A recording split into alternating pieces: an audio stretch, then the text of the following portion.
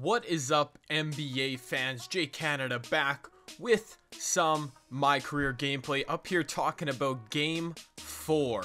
Yes, Game 4 between the Cavs and the Warriors from Cleveland. Just finished up about an hour and 20 minutes ago where I'm at. So I've had some time to think about it, and let me get into this discussion. So first off, as a Cavs, a supporter of the Cavs, someone who's rooting for the Cleveland Cavaliers, this was a very, very disappointing game. And obviously, anytime you lose by 21 at home, it's going to be disappointing. But I'm looking forward to the next few games, and I'm seeing this game as some terrible indicators, carrying some terrible indicators into the future. So if you guys remember back when I've talked about the finals, I've said Cavaliers in 7 games, Cavs in 7. And when I said that, I figured they'd split games 1 and 2 and split games 3 and 4, and that's where we're at right now. But I figured the first 4 games would all be even, tight battles right down to the wire, just like games 1 through 3 were. But game 4, man, I don't know. I don't know what happened. And let me just dive into when I say it's super disappointing. The Cavs were in this game. They were right there with the Warriors up until about a minute left in the third quarter. The game was right there for the taking.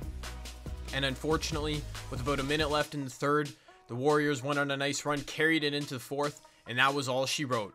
And it would be something different if the reason the Cavs lost was terrible shooting, which I'll get into in a sec because there was terrible shooting. But if that was the only reason, you know, maybe some defensive missed coverages, that would be one thing. You can overcome that.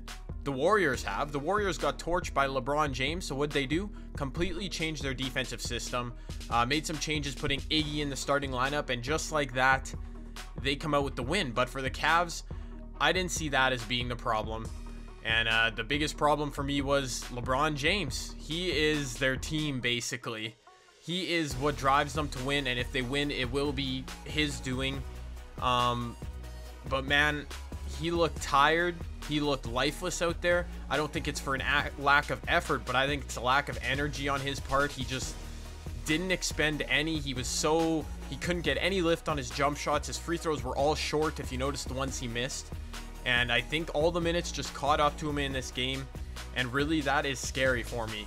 That is scary. I picked the Cavs in 7.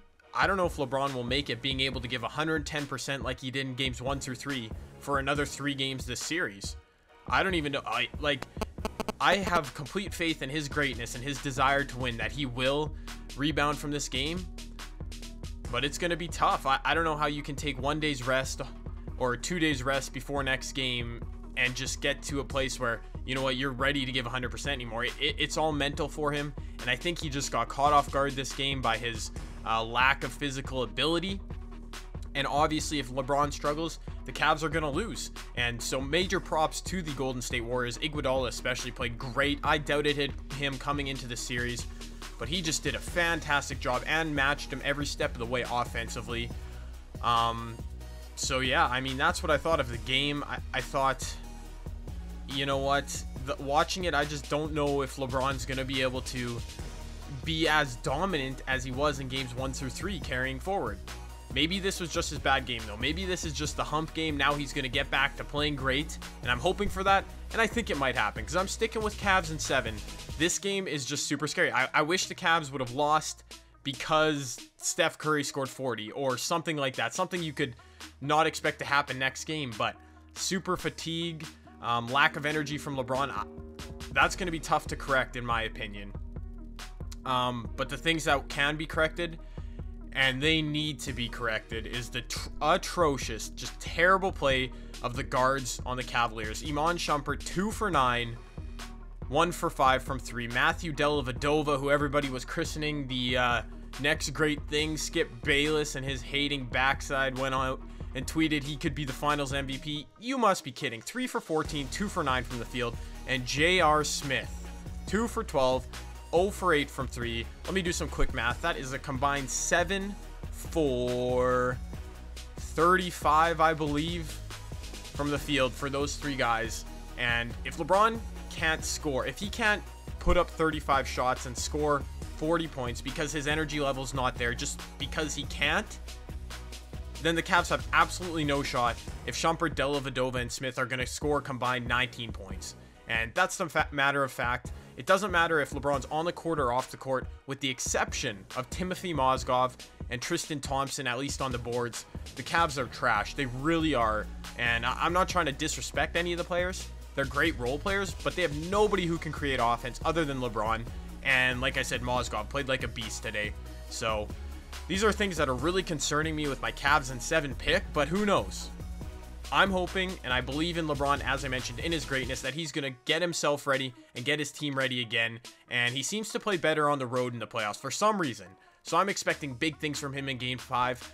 I did pick, as I said like a million times, Cavs and 7, but I also have said that I thought the Warriors were going to go up 3-2 after 5 games. So even if that happens, man, it's still going according to the J Canada plan, but I need to see something from the Cavs. I need to see some life from them in Game 5 to give them any shot of winning Games 6 and 7. So with that being said, major props to the Warriors. Harrison Barnes, who looked scared to death in Game 3, every time he took a shot, finally made some threes. Draymond Green, not a big fan of Draymond Green. I think he needs to focus on his game more than arguing with the refs, and he did today. He did his thing, got the benefit of the doubt on a few of those verticality rule calls, which the rules seem to change from Game 3 to 4. I don't know what to tell you on that one, but he played well. Steph Curry obviously didn't do anything too dazzling, but just steady, leading their team. And of course, Iguodala, as I mentioned, just a great game. So basically, heading into Game 5, what do the Cavs need to correct? They just need to lock in defensively. They need to make some shots, and LeBron James just has to be better. He really does. It's unfortunate that he can't get away with one subpar game, but that's the way it is. He has to be great every game, and I believe in the man. I think he will be. I don't know if it's going to be enough against this Warriors team who looks to be clicking, but who knows? Who knows? I thought the Warriors had maybe the best game they'll have this series, so this is all me hoping that my pick will be right. So I'm hoping the Warriors will struggle. But man, they were sure clicking tonight. So anyways, guys, as always, I'd love to hear your thoughts on the game. What do you think? Do you think the Cavs have a chance? Do you think the Warriors are going to win now? Has the momentum completely shifted? Or do you think it's just been a tight series and it will continue to be that way? Whatever you guys think, just let me know in the comments section. Don't forget to like and subscribe, and follow me on Twitter so you can get my in-game live reactions at JCanada10. I'll see you guys next time.